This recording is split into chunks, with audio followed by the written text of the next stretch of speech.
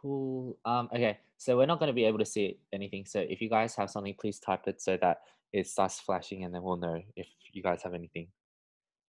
Well, Lily, you can. Are you screen sharing already? Yeah. Oh, okay.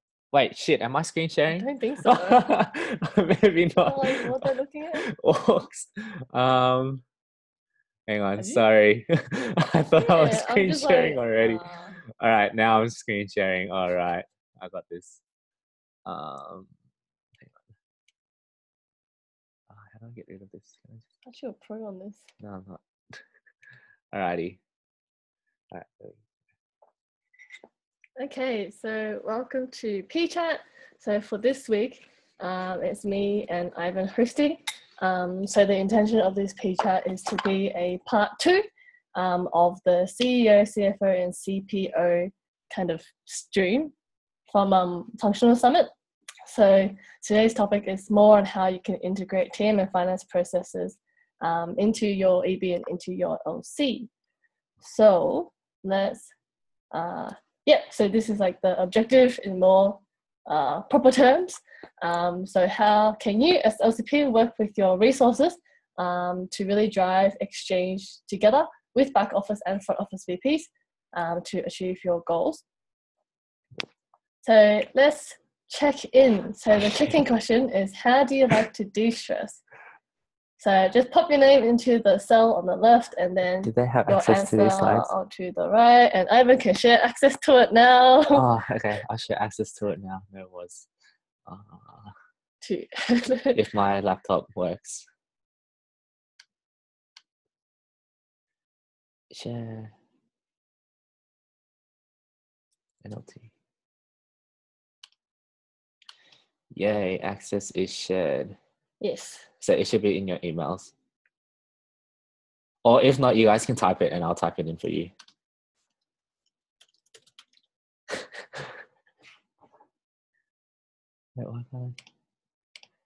Yeah, so if you guys can't be bothered logging on, you guys can type it on the chat and I'll write it in for you guys.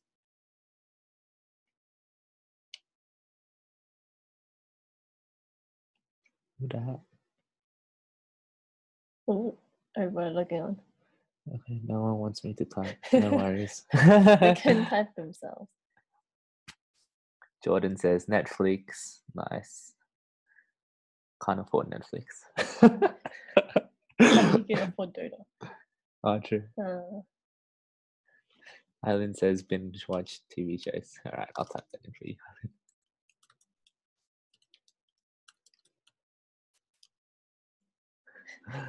Video games. Nice. Isaac. De-stress with Isaac. Christina Matchels. Nice.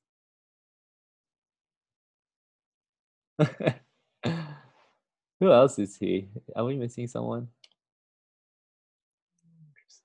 MP, mate, where is yours?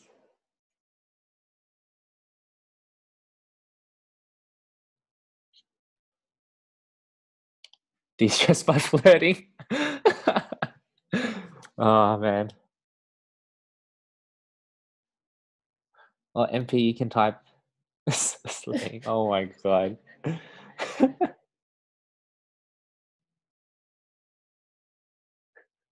De-stress is with MOC.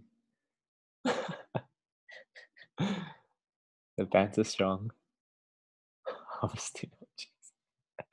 Oh my God. All right, nice. And then we just wait on MP.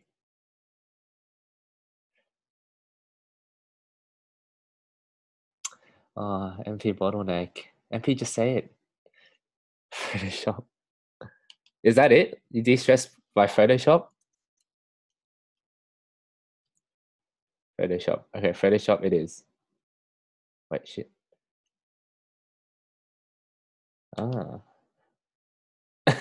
Photoshop. Okay, no worries. Cool. So that was a quick little check-in. Things are loading again. What is it? Okay, so this is the agenda for today. So we just did the check-in, and then we're going to move into reflection and discussion, more on resources as a general topic, communication, and then specifically into finance and TM, and a Q&A space at the end. Okay, cool. So before we move into a bit of the reflection and discussion, can I get you all to either, if you have your phone or if you have your laptop with you, or if you are a better writer, learner, yeah, so to get pen and paper as well. Once you have something to write on and reflect on, please just say your G on the chat, so we know that we can continue, or wave.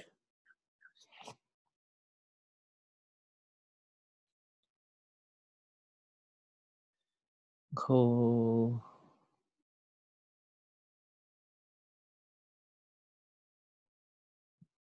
Nice. 3. How many? 3 more. Okay. So I think everyone has something. Cool. So for the next few bits, we're gonna put some questions on the screen. We'll give about 1 minute each for them. And then after the 1 minute, we'll move forward to the next question and so forth, so forth. And at the end, we'll come back and do a bit of discussion. So first question is, how has working with your VPTM or slash VP Finance been over the past 2 months? So for these questions, think very specifically both how it has been working with your VPTM, and then think about it separately, how has it been working with your VP Finance as well? Or if you have both of them in the same role, then yeah, you can just think of it as one person. So 1 minute.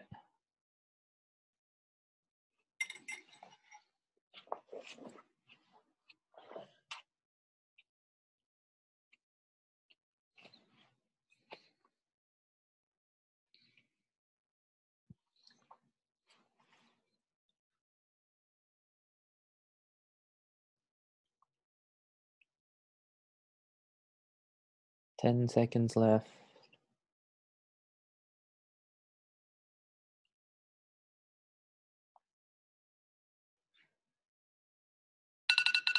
Okay, cool. If there's not enough time, someone just yell out, but we're going to keep going.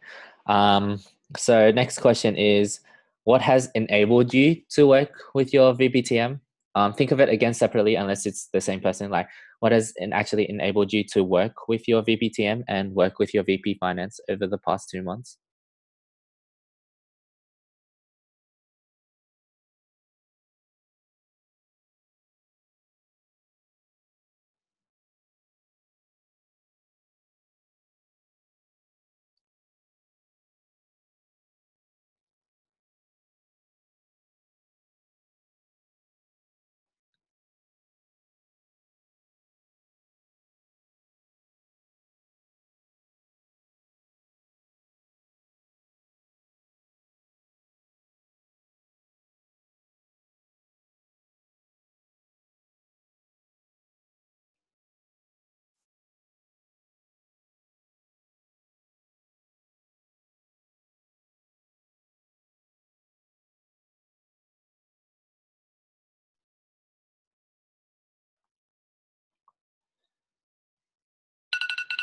Cool.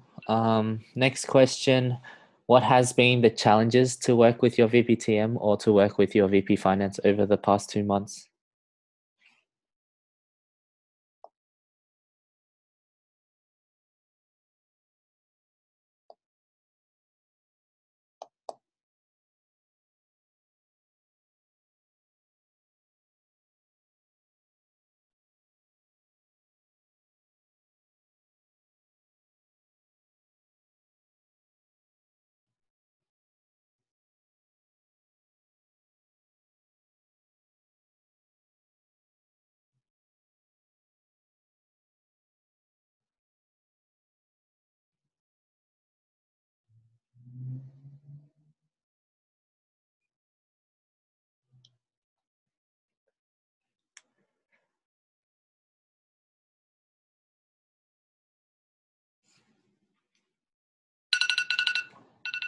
Next one.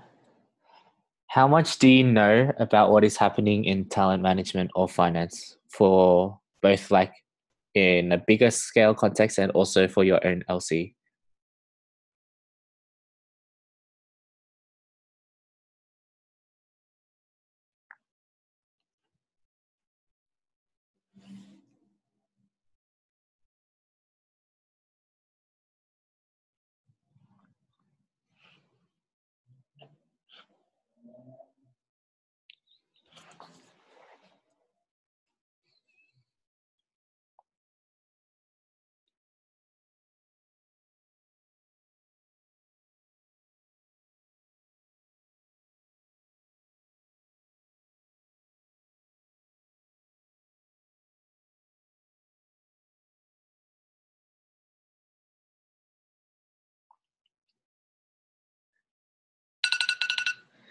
Cool. And the last question, what are you missing to fully see the two functions seamlessly integrated into the LC? I think that doesn't make grammatical sense, but Integrate, no D.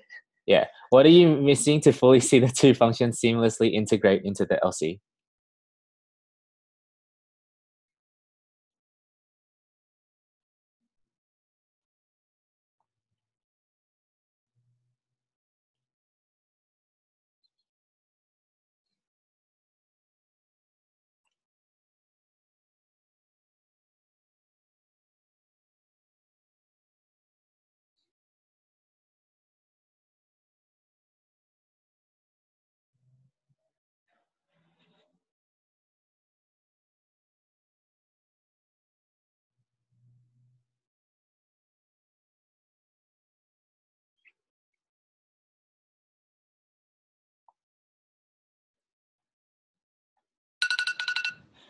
Cool, amazing. So those were, I think, 5 questions. 1, 2, 3, 4, 5.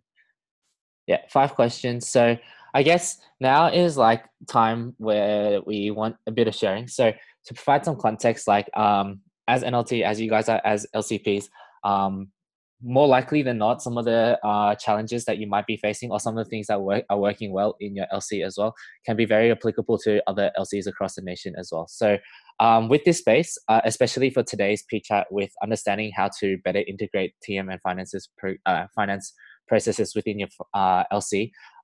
We want this space for you guys not only to be able to share what's going on within your LC as well, so that other people can learn like what's happening. At the same time, to be able to share some of the challenges that you have, and by the end of this P chat, hopefully have a lot more of your questions actually answered, and also be able to know how to work with your VPTM and finances better as well. So for this next few minutes, we'll have this space for like people to share just like how has it honestly been working with like your VPTM, your VP finance, or if they're in the same role, then so be it. What have been like some successes? What have been some things that you're finding challenging and stuff like that? So I guess anyone can start in this bit. Feel free to type it at the same time. Be really nice to hear your voices as well. So if anyone has anything to say.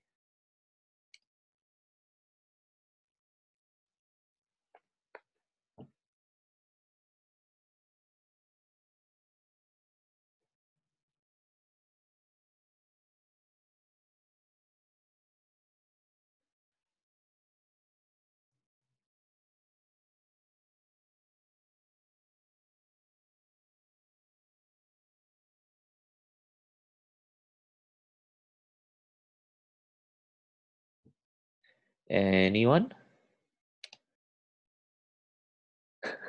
Okay, let's make it easier. Let's go question by okay, maybe not question by question. Let's go through some of the questions that we wrote here. Just like how do I say it? Like bullet point it, write anything that you have onto the chat if there's anything that popped up when you guys are thinking about these questions.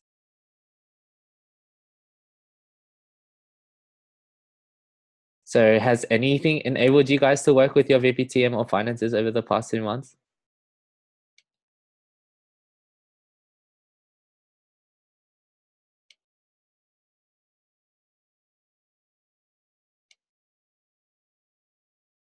Anyone? Oh my lord. Yeah, I'll talk. Oh yes, the typing. All right. So Scott can talk. Scott, you can talk first. Yeah. I think at the end of the day, still comes down to communication. I think me and Michelle, we talk like every hour of the day, every hour of the day about TM. I think, and it's important because if you want TM to be or to kind of match your vision of talent management in the LC, you have to make sure you get your VP into the habit of thinking on the same wavelength as you. And that only comes with a lot of time spent together at the very beginning of the Isaac journey. I mean, that's the only advice I can kind of extract from my past 2 months. Otherwise, it is what it is, I think. Cool. How about with your VP finance? Daphne definitely just does the job. I don't really say much. We just banter about other things. We just get stuff done. Yeah, we update each other every like 3 days. Yeah, Liz is nodding. Yeah, it is what it is. Yes, she's on the ball. Cool. So Eileen was talking about some things that were successful, was like discussed how we wanted to go about it, and then after that it was clear how to implement in recruitment. Christina talked about communication and constructive feedback from both ends and clarity on the role. What you struggled with at the start was lack of communication and quickly realized that okay, corrected. Communication between myself was easy and so processed, but communication with VP Finance has been harder because he is in general not as responsive. Okay, so communication seems to be quite a bit. Anyone else have anything to add in terms of like successes or like challenges that they're having?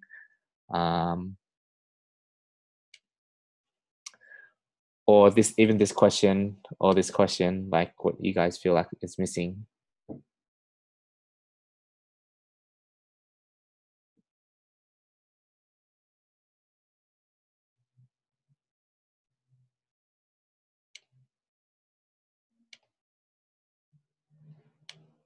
One more person and then we'll move on.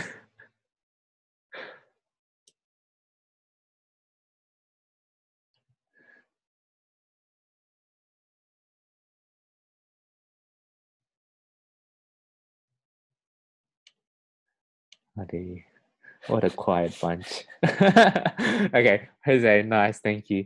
I think just echoing Scott, intention and communication is really important. We constantly update each other on our ideas and how we would want to implement things. Cool, so that sounds really cool on what's been going well with the LCs. A lot of it does seem like it's like the communication points and stuff like that. So hopefully with today, we can clarify more about it as well. Cool, so please load. Yeah, close more tabs. Cool. So when we talk about resources, and specifically our resources with TM and finance, like we know that with what's here, that strategy is about stretching limited resources to achieve ambitions.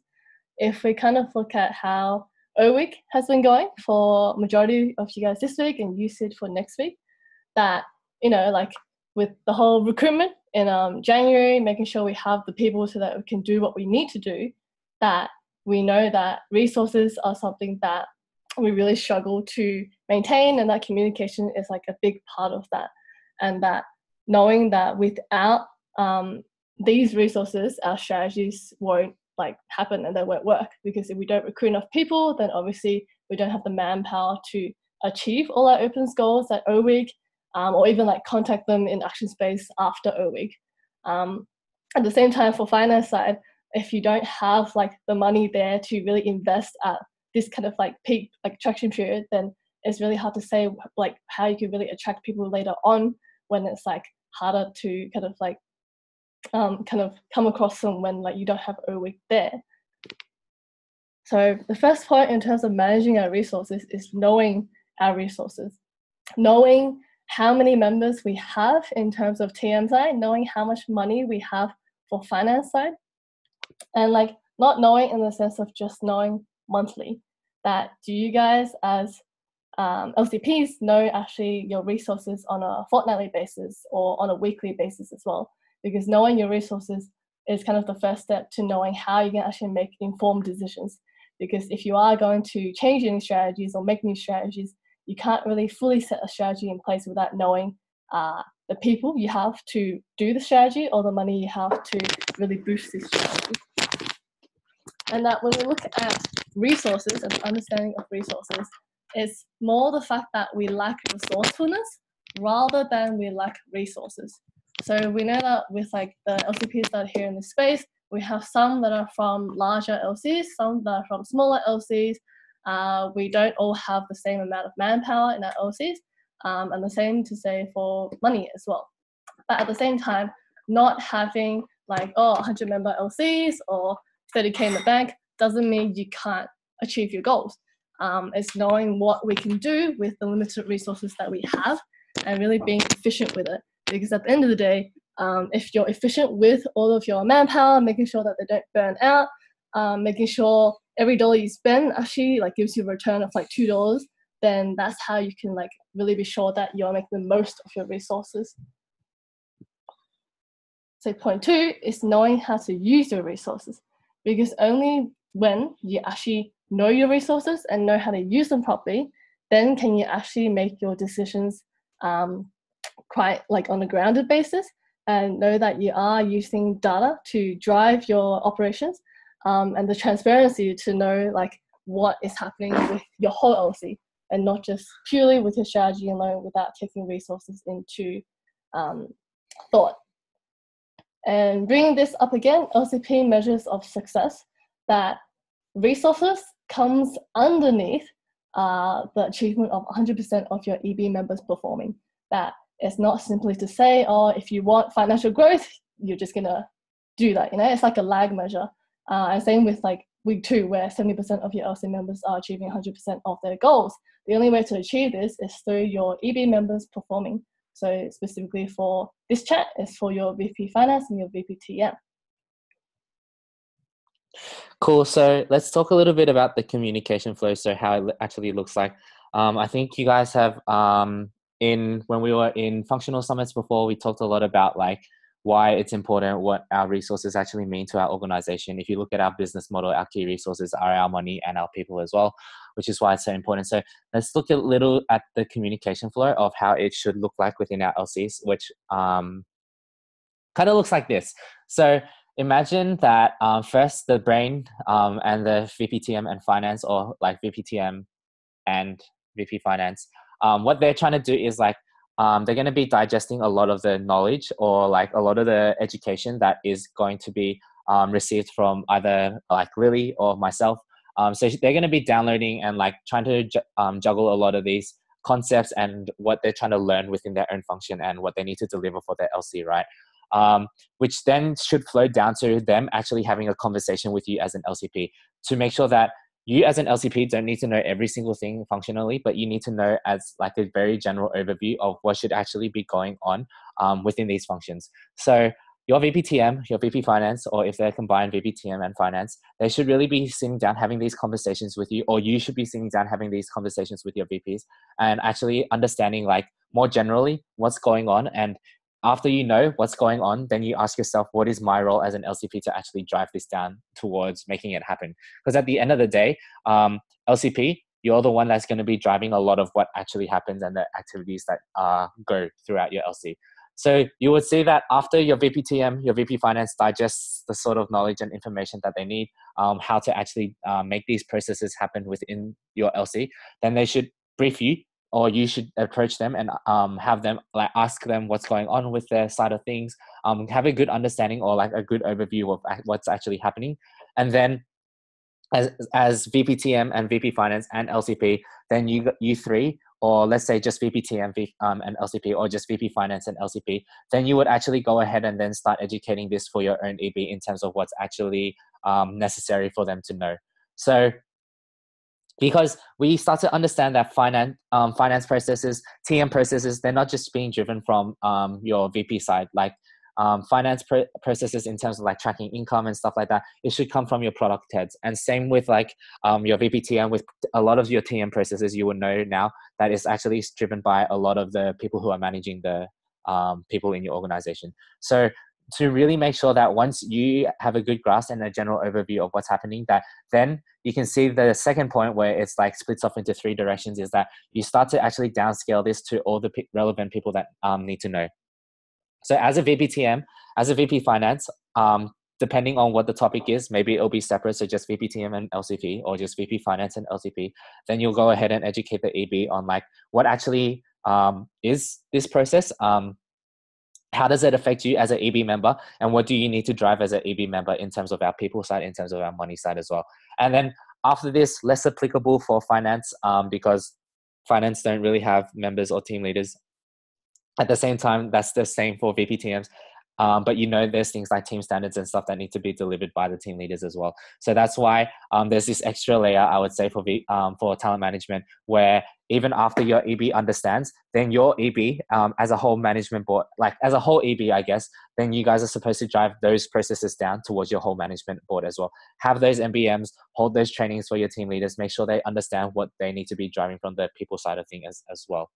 So I really want to note here, if this is what you're doing currently in your LC, it's not enough. It's not enough to only get your updates through EBMs of what's actually happening from your finance side, of what's actually happening from your talent management side as well. So I think it's really good that when we talked about what was enabling you guys to achieve some of the things that you already have, is that constant communication with your VPs.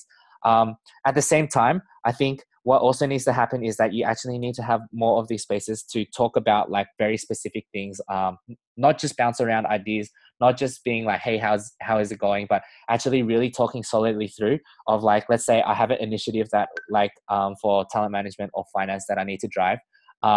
What are the sort of knowledge, what are the sort of skills, what are the sort of attitude that my EB needs to know to be able to drive these processes, and through what sort of channel am I actually going to be delivering this to the EB, whether it's through EBMs, whether, like, as we mentioned, EBMs is not enough. You should probably have spaces where it's like actually just EB training spaces, or like where your VP TM sits down with your EB and yourself, or like your VP finance sits down with your EB and yourself as well, to go through what are some of the finance processes, what are some of the TM processes that are very relevant for them as EB members as well. So to put it into perspective, just like for me on MC level, like even Lily can attest, like we have monthly meetings, let's say, where we either go over like L&D, what is the sort of learning and development that we want to provide for our VPs in the next coming month, just as a TM process, for example.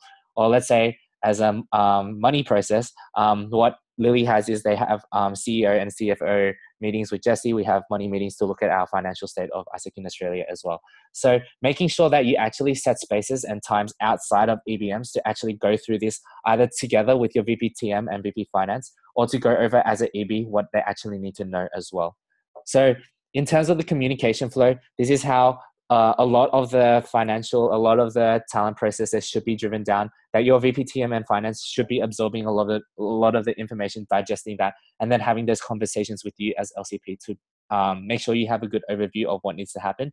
And then together, you really need to drive that with the relevant stakeholders who also need to make those processes actually come to life, which is your EB and your team leaders as well. Cool. So specifically into finance, like Ivan said, you don't need to know everything, but you do need to know what's going on. So finance-wise, for you guys as LCPs, at the same time as CEOs of your own LC kind of chapter, how much % do you know about finance, roughly? You can type it in the chat.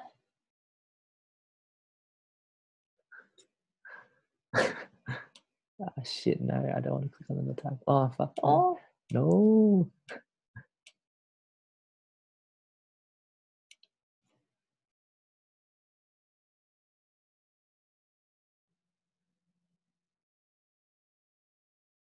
%.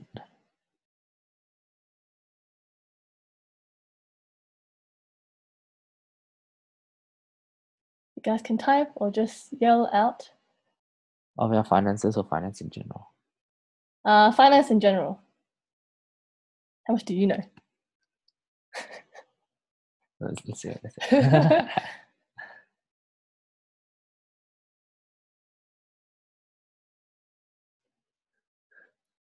We can start off with finance in general. Zarin says 80%. It's okay. Welcome, Zarin. 60 or so.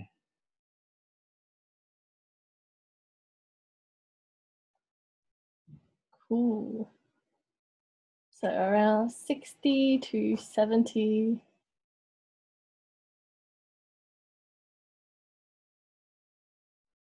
So 60 to 70 is definitely a good start. At the same time, we know that just knowing about finance is not quite enough, because finance in general is like, cool, that's finance. But in Isaac, finance is a little bit different. So in terms of what, as an LCP, you need to know and what to kind of go through with your VP Finance. There's a list of 5 things here. So they're quite broadly structured in terms of finance standards or in terms of just like membership. So like, for example, under legality, LCP role in this is to read the compendium and contracts, and the VP Finance is to understand the financial implications in the compendium and contracts, such as refunds or such as subcon fines and stuff like that, knowing the financial implications of that and communicating it where necessary. And then another example could be in terms of membership. So LCP being final responsible for making sure your LC does what is needed to get full membership. And for the VP Finance is to make sure that they fulfill the financial aspects, the second level criteria of that, which is MFR and GP submission month to month. Along with LCP kind of like knowledge of finance, highly recommend that you go through the LCVP Finance Academy and finish this course as well. For the VP Finances, for them, this is kind of like a foundation, kind of like part of transition, right? Where the other front office have their own course on Isaac Hub. This course is actually driven down from AI. So the content there is definitely like well-rounded to suit kind of the foundations of a VP Finance as well as an LCP, just so that you guys know kind of what is needed to be able to work well with your VP Finance. And then on this slide, you can see a topic checklist for your EB. So like what Ivan said before, with income, it is kind of being more shifted in the later stages of last year to front office, because it doesn't make sense to just like make sales, but then not kind of know how much you are selling it for, because we don't want people to be selling it for like free and then being like, yeah, I hit my like sales target, but then like made no money, right? So on the EB side, it's for them, specifically front office, to track and report on their monthly and year-to-date income, BVA, as well as their results at the same time in the money meeting. In terms of sustainability, making sure that EB, at the same time, making sure they are hitting income targets, that they're not also overspending, making sure that we are hitting sustainability levels. And then for membership, obviously, same thing as the previous slide, LCP is final responsible, and the EB responsible for their each kind of individual reports that they need to submit to pass membership criteria. So if you guys want to know anything more in depth about these 2 slides, you can reach out to myself. These things will also be communicated to the VP Finance so they are aware. Cool. Let's quickly take a bit of a pause. Like, does anyone have any questions on like anything that Lily just presented, or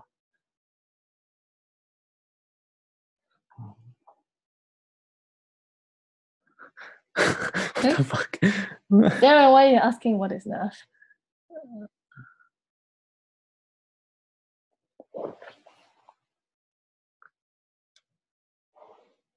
Okay, so with the 6K 6 months reserves, so yes, it has been 6 months reserves. From the trends of 2017, we can see that in 1 month, LCs get nowhere close to 1K anyway. So like 1K a month for 6 months of reserves, so 6K is actually quite generous. So we are like as a commission aiming to have like at least 6K. If you can have more, cool, but we understand that our role as VP Finance is not to purely make money, it's to make money and reinvest it back into our exchange experiences. So if you can make more exchange happen, spend that money. Please no crying. I mean, like spending $1,000 a month is quite high. Like only spend if you need to. Don't just like spend because you need to hit like 1K. So it's fine, it's fine. I'll be talking to them after this about spending and stuff and tweaking their budgets. Any other questions?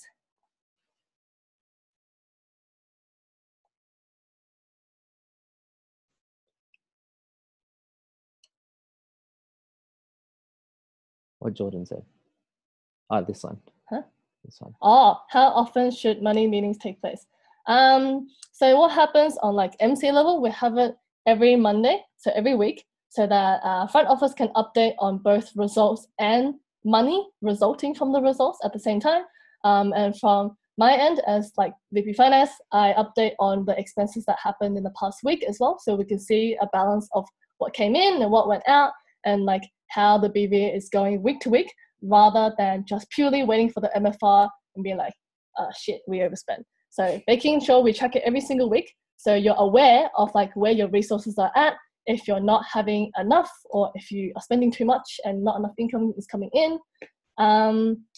We have it as a separate meeting because our MCMs are way too long.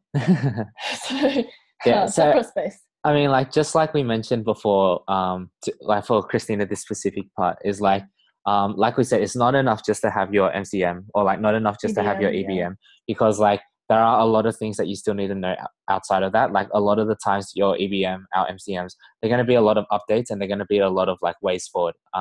So like looking at your action steps, looking at the GVAs, and then making sure, okay, what are our priorities for next week? And then a lot of updating. So making sure that EBM isn't just the only meeting that you have to talk about these things, because it's definitely not enough time unless you like have a 6-hour EBM. I mean, logistically, you can put it back to back, but just have everyone kind of like check out of EBM and then check into this money meeting space, because the intention and objective of both meetings are quite separate and quite different. So making sure people don't just feel like, oh, I'm still in an extended EBM, you know, it should be like a separate meeting. Cool. Any other questions for Lily?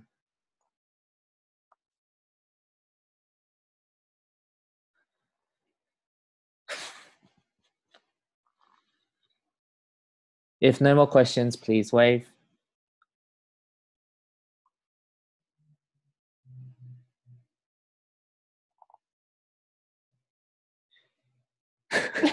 Sad. Oh. All right, let's move on. Cool, yay. Yay, so let's look at our people. Always get excited when we talk about our people, and at the same time, there's quite a lot in this section, because it does, as I mentioned before, if you saw the communication flow, it does require a lot more like stakeholders that are involved as well with your people. So I don't need you guys to like write down anything, just quickly reflect on your own, like what are the key things that are going well in your operations and why. So just like 10 seconds or so. So like, let's say O week, IGT, if you're running IGT, what are it's going well in your operations? And then from these things that are going well, what are the things that need to be changed, adjusted, or done differently based on your observations so far?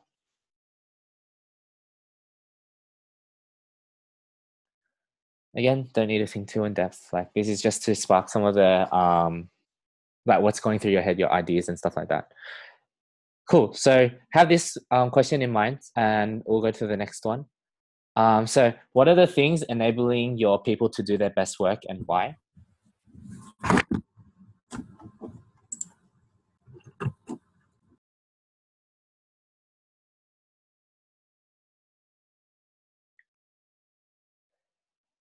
And then again, at the end, what are the things that need to be changed, adjusted, or done differently as well, and why?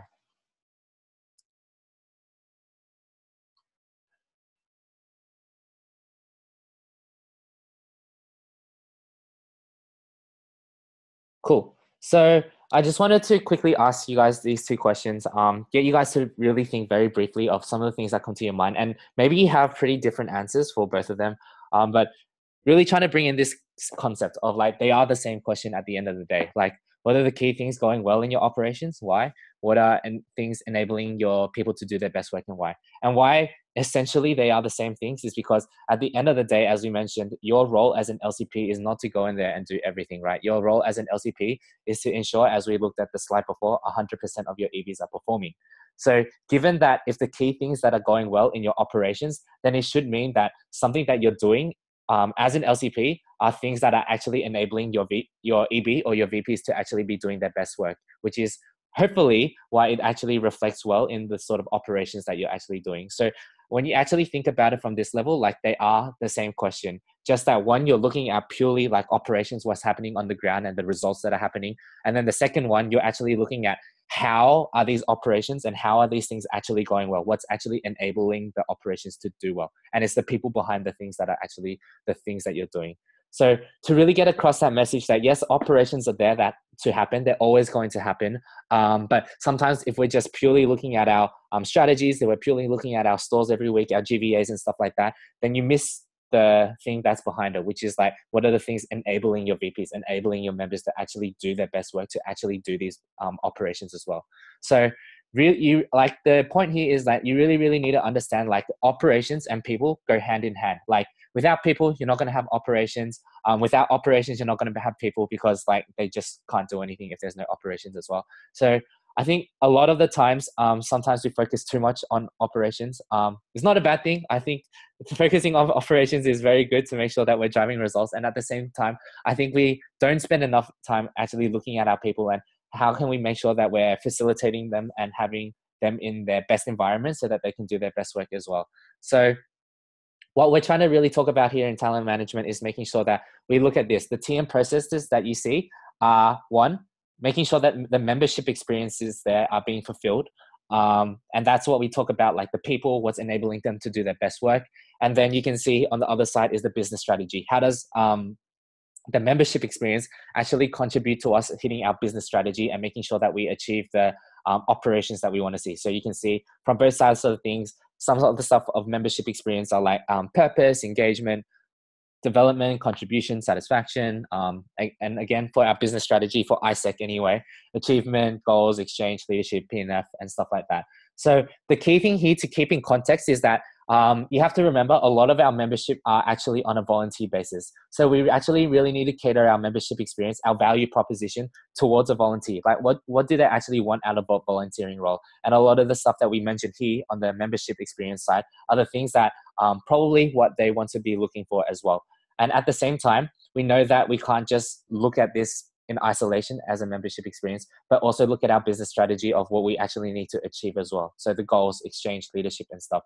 So making sure that we keep a fine balance between this, and TM processes really make sure that we serve to deliver a membership experience which can enable our business strategy to work, to make sure that we are engaging our members, making sure that we're developing our members so that at the end of the day, they are the ones that are able to drive their the goals, the exchanges and stuff like that. As we saw on the slide before, if your operations are going well, highly likely it's because the people behind your operations are either they have engagement, they're satisfied in the role that they have, or they have like a sense of purpose, they know how they're contributing, or like they're actually developing themselves throughout the role as well, which is why operations and people actually go hand in hand.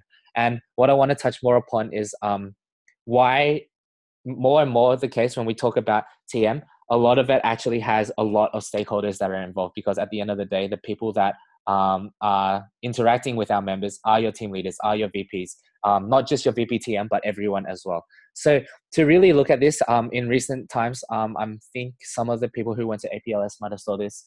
Again, it was in the part of the global TM output that you see that in the competency model itself, what it means to be a VP now, you can see the work values, the skills, the time, where you should be actually spending your energy and effort, what you should actually be developing in your role as well. And I bolded some of the things to make it very clear. So like work values that you should have as a VP, embracing managerial work, desire to select and develop the future leaders of the organization, synergizing across functions, some of the skills that they should have, delegating, tracking plan fulfillment, holding team leaders accountable, coaching, begin looking at strategic issues beyond functional, meaning like people, what are the things that are going wrong there? The time that they should be spent doing coaching, instruction, performance feedback cycle, coordinating across functions and stuff like that. So you can see and this one is taken from VP. As an LCP, you have managing functions as well. So you can see that more and more the case is that if you actually look at what a role within a VP is actually a lot less to do with their functional work. Like your VP OGX is actually a lot less to do with like OGX work. It's actually a lot more to do with how they manage their people to do the OGX work. And not saying that they don't concentrate on stuff like SOP or working on the strategies and making sure that the frameworks are there. And because that stuff is important, as you can see, like ensuring process efficiency and high quality, setting strategic direction for the functional area, etc., etc. But it actually should take up a lot less of the portion of what they're actually doing. And I think so far in my whole ISEC career, when I started in 2014 as a member, I've been in TM for quite a while, since 2015. I can tell you TM in the whole 2014, 15, 16, 17, yeah, even up to until last year, what I've seen it to be is like a lot of people asking this question of like, what does TM actually do? Like, how are they actually developing our people to make sure that we achieve the goals and stuff like that? And at the end of the day, I say to every single person is like, TM doesn't develop your members. Like, your fucking VPs, your team leaders, they are the ones that are supposed to be developing your members. You can see in the work values, number 2, desire to select and develop the future leaders in the organization. What TM is there to do is make sure that they have the processes, the frameworks, and the education in place for your EB members, for yourself, for your team leaders to be able to do this for your members as well, to have a more structured way to do this. So more and more, we need to realize that majority of our time should be spent with our people, rather than actually looking at like, why are our numbers so low? Why are like looking at the strategies? What are we going to be doing? What are the bottlenecks? How can we brainstorm on like what strategies are going to be working more? But majority of our time should rather be spent with our members. Like, why can't our members actually convert? Why can't our members actually go approach people? Is it because they don't have enough education? Is it because they don't have enough of the skills? Like, they might know something, but they might not know how to do it as well. So more and more, you should actually spend your time with your people to understand where are the things that are actually going wrong with your LC so that you can actually do it. So to look at this again, that 80% of your efforts should actually be spent on the people management and 20% on the functional work. Because if you spend 80% of your time on your people management, when we talk about the 20-80 model, this 80% is the 20% that's mattering the most, because the people are the ones that are going to be delivering the results at the end of the day. So a lot of your focus should be on actually not just yourself as an LCP, but your VPs. So not even just your VP TM, your VP OGVs, your VP marketing, your VP IGTs. They should be really focusing on their people management to make sure that like the 20% of the most important 20% that they can be focusing on is on their people to deliver 80% of the results as well. And only 20% should really be looking at the functional work. So like the strategic direction, what are the strategies or bottlenecks that are actually going wrong. So I think in my whole ISEC career so far, when I look at it so much, why TM has been so fundamentally misunderstood right now is because people always look to their BPTMs and be like, what is our retention like? What is our education cycle like? How are we developing our members? Where rather a lot of this role is actually within the people who are managing the teams themselves. What TM is there to do is to make sure that the structure is there, the foundation is there, the framework is there, and educating your team leaders on how to actually do that. Like I can tell you, we had our BOA meeting. We talked a little bit about performance management within corporations, and they were telling us about how even in corporates, they're hiring coaches to come train their managers on how to connect with people better. And they pay thousands of dollars for this. So it's things like your team leaders, how do they actually run team meetings? How do they actually run one-to-ones? How do they actually interact with the people in the team? That's the sort of things that's going to make the most difference towards your results as well. So why this isn't so important is that at the end of the day, because without data, they are all just assumptions. So maybe you were a part of your LC last year, not in your LCP role right now. A lot of the times you might think that either in your VP position, your members position, or your TL position, maybe you'll be like, I think my members aren't doing this because they're not engaged enough, or because they don't care about ISEC, or they have too much. And like a lot of these are just assumptions without the numbers that behind it. And why this year, I've been trying to focus so much on making sure that we can actually collect data, why MTR was suggested to be put into membership criteria, is so that we can actually have a wide range of data to look at to actually back up the decisions that we're actually making. So to give you guys a clear example of communication flow again, so let's say with talent management, your VPTMs, they need to understand performance management and how to do it. So in a lot of the commission chats that I've been having, we've been going over the performance management. There's an ISEC Hub course and stuff like that. They really need to digest that framework, understand what actually needs to happen from step A to B to C to D. And then what they need to do is first like communicate with you to educate yourself on what performance management actually is. And then as LCP, what your role is to make sure that you understand it and you also role model it. Because at the end of the day, you are also a people leader as well. You're also doing people management for your own EB.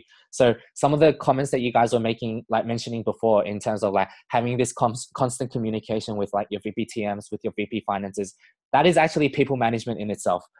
You're performing part of your talent management processes as well, just that you don't know, like some people might not know.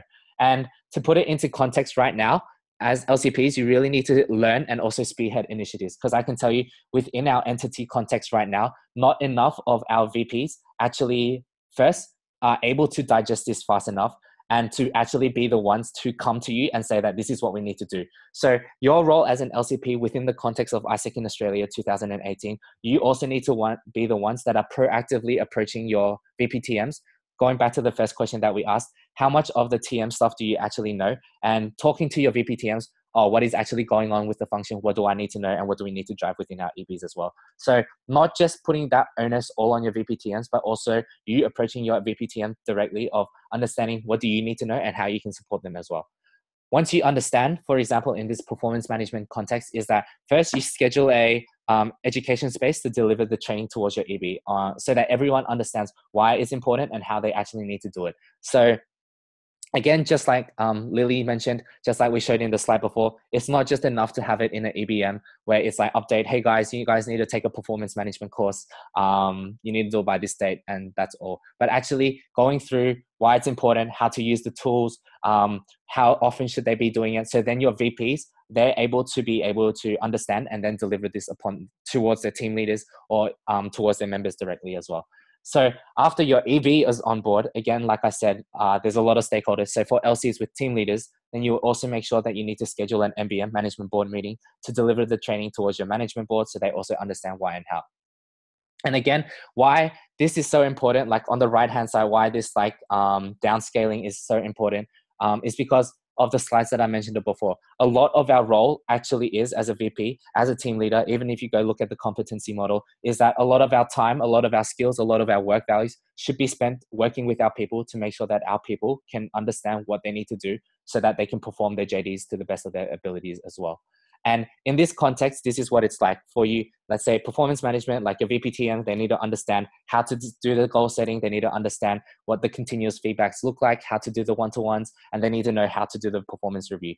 Once they understand that fully, then they should be teaching you as an LCP, and then they both of you should be teaching your EB how to do it. Because I guarantee you, if you ask your EB right now, do they know how to set proper goals with their members based on the competency model and the functional goals that should be set? Do they know how to conduct the performance review so that we can calculate the percentage of members achieving their goals? Probably not, which is why a lot of these education spaces, to go into depth of what specifically needs to happen, should be delivered through these spaces as well.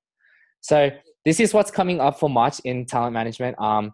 Team standards, all team leaders should be delivering the building stage within first 10 days of allocation. So I know a lot of you have trial periods at the same time. After the trial period ends, when they're actually allocated, this is what should be happening. All team leaders needs to be conducting the performing stage of the team standards as well. And again, performance management and team leader capacity building and stuff like that. So I think you can read this slide towards afterwards. This is more about what's happening or what should be happening for talent management within your LC during this month. And there are other stuff like obviously like engagement, obviously like education cycle and stuff like that. And I don't talk about that stuff as much because those are the stuff that we're very used to doing in ISEC. But these are more of the things that affect your team leaders, affect all the stakeholders within our organization as well. So to wrap this up, why it's so important that, again, in this P chat that I'm bringing it up now, is that you need to lead by example. As an LCP, you are the people manager yourself for your EB. And for right now, I can see directly from the ISEC Hub that 0 LCPs have actually completed the performance management course. 4 LCPs have started and registered for the course. 7 LCPs haven't started at all.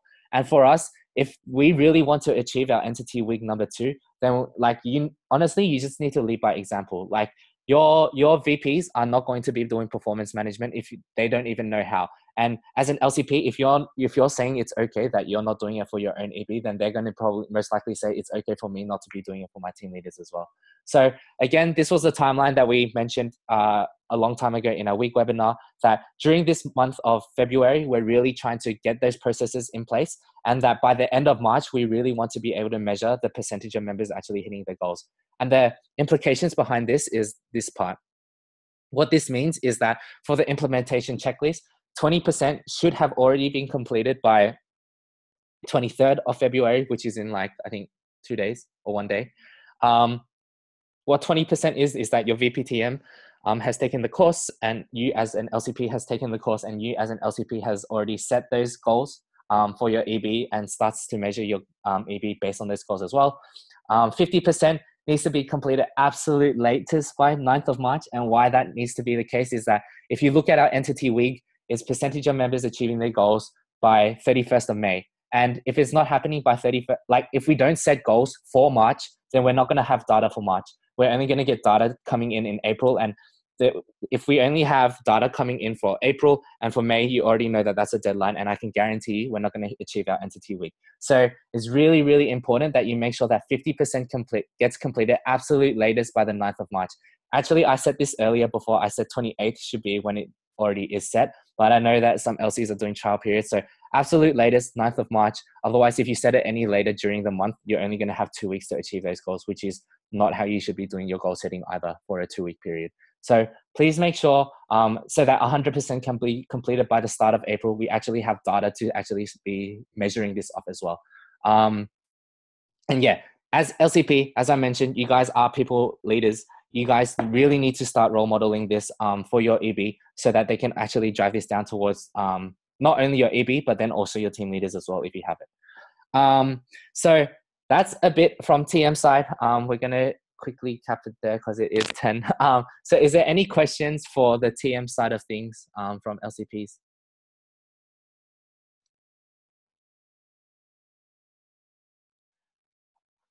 I think I did talk very fast, so.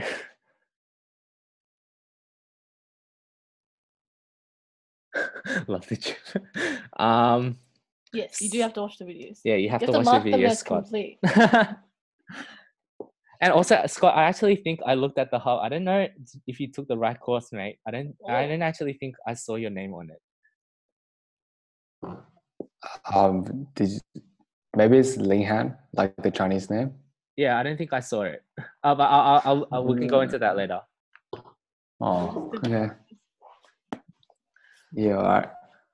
Lol. So yeah, does anyone have any questions in terms of like the everything that we just went through?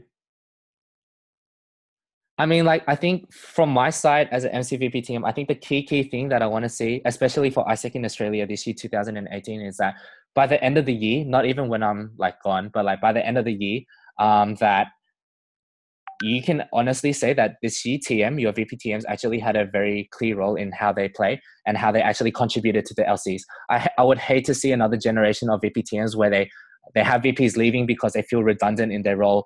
Your VPs are like, I have no clue what I'm doing. Or even members in your LC being like, I have no clue what TM actually did for our LC this year. Like, I would hate for that to happen in 2018. And I guarantee you, if this communication towards your EB doesn't happen, if this communication towards your team leaders don't happen in terms of the sort of talent processes that they need to do, very quickly, your VP TMs will feel like their roles are becoming very redundant because nothing is actually happening from their side. And they honestly, they can't because they're not the people that are managing the members within your LC as well.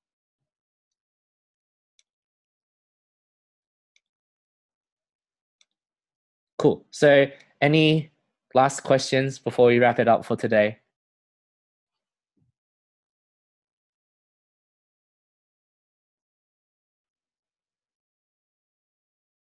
If no questions, wave.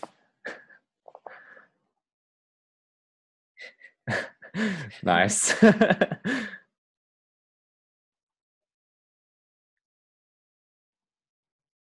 Still thinking. Cool. Oh yeah, they're gonna kill me. I said 10. I said latest Do 10 you, at 5. do you want to go first? I can just. Okay. Bye. And then go to finances. commission chat. Yeah. So I mean, like, you can still ask questions, Jose. I'll be here. Like, I think it'll be nice for all the other LCPs to hear. Who is a Jared?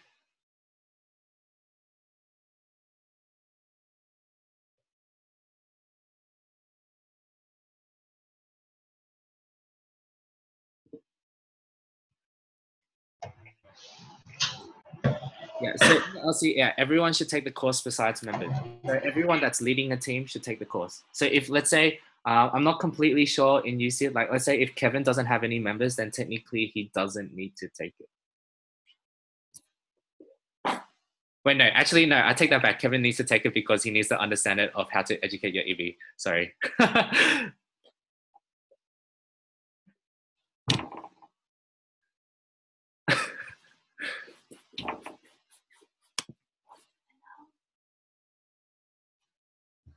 Any other questions?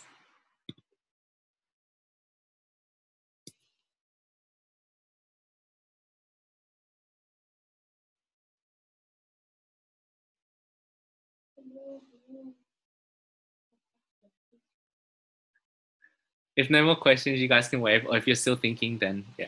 What should I discuss? Right. Thanks, Christina. Thanks, Scott.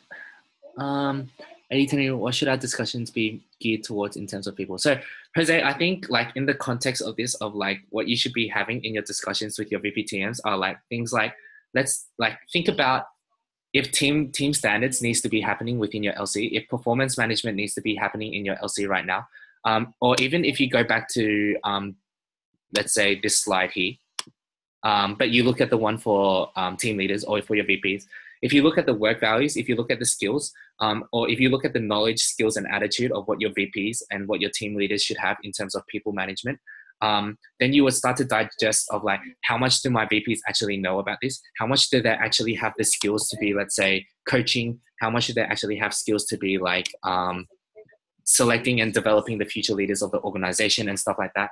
And then you will look at how can you bridge it? Through which channels are you actually going to deliver these people processes?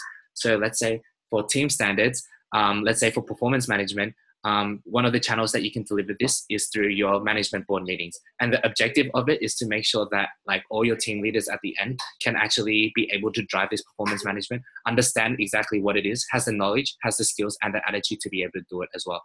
So the sort of discussions that you should have with your VPTM is first to understand what needs to happen. Two, how can you make it work within your LC and what are the channels that you need to be working?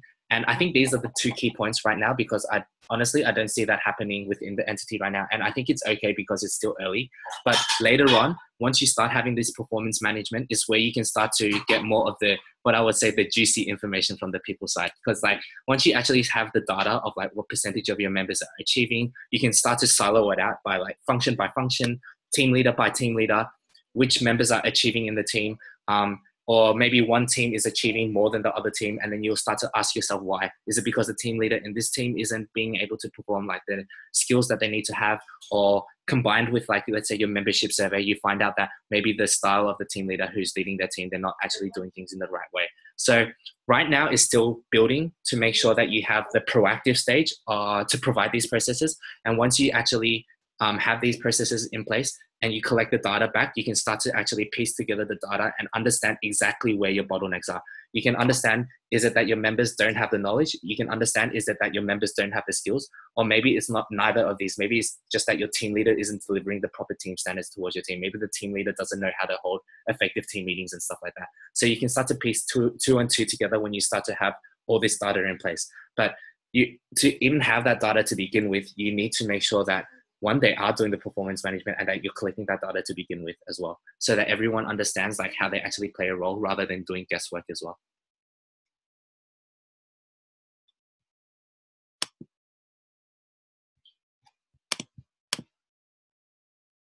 Gina is waiting for you. Fine.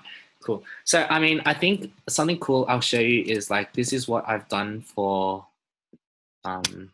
this is even what I've done for MC. You would have seen that, you would have seen the survey that I released towards you guys at the network, and the EB was like the L&D execution. So even from your people side, when you're sitting down with your VPs doing your education cycles, it's not just like TM, hey, you need to do your education cycle just because. But like when you actually start to look at what is the information being delivered from your people side, what are the sort of trainings, what are the sort of skills that you need, then you can start to assess like, are these objectives actually delivered? So for example, even in my own talent management one, you can see like, I ask questions based on like talent planning, based on like talent attraction, recruitment flow and stuff like that. Then you can actually start to understand how much of your education that you delivered towards your member actually got received and digested in a way which was understandable.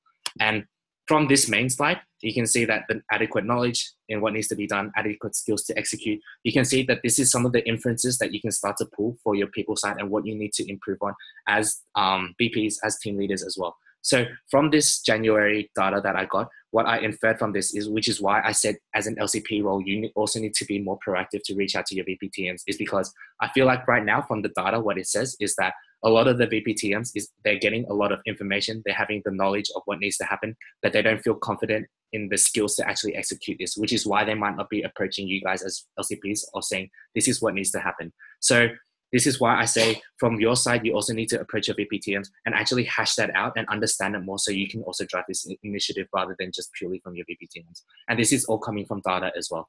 And hopefully in the future, when we start to collect more of this data, when we start to have more of these TM processes in place, you can do this for your own LC as well.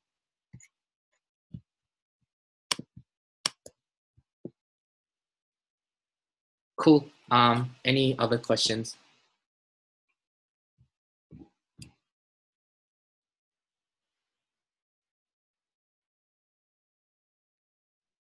If not, we can wave.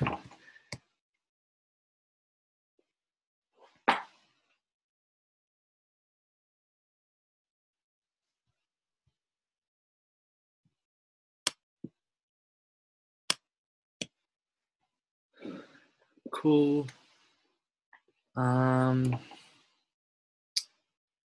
If no more questions, can we go to the last part? Can people just quickly type in the chat, like what went well, what can be even better for other future P-chats or education spaces and stuff like that?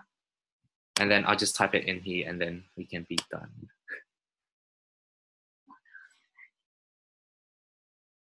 Lily says I should log off soon as well because I'm liking her.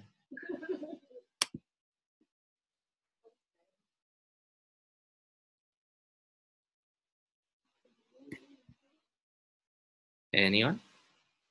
You can just type it in the chat and then I'll put it onto the screen and then we'll be done.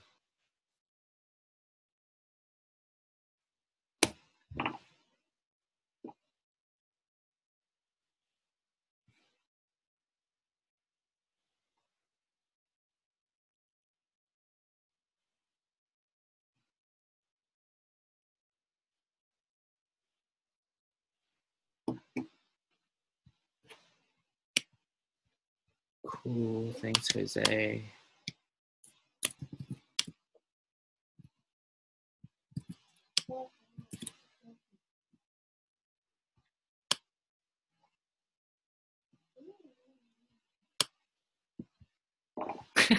Even better if I came on time. Nice, nice Zen.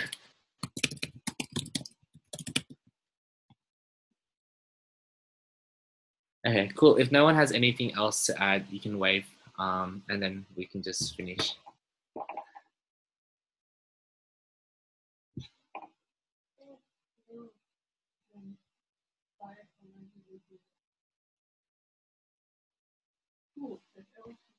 Cool, so Jordan says everyone contributing at least twice.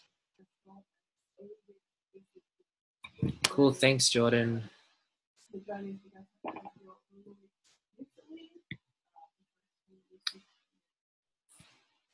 Cool, if nothing else, then I think we can stop it there. Yeah, as always, if you have any questions that you guys have, just always feel free to approach me or Lily for the VP team and VP finance stuff as well. So thank you guys for all attending.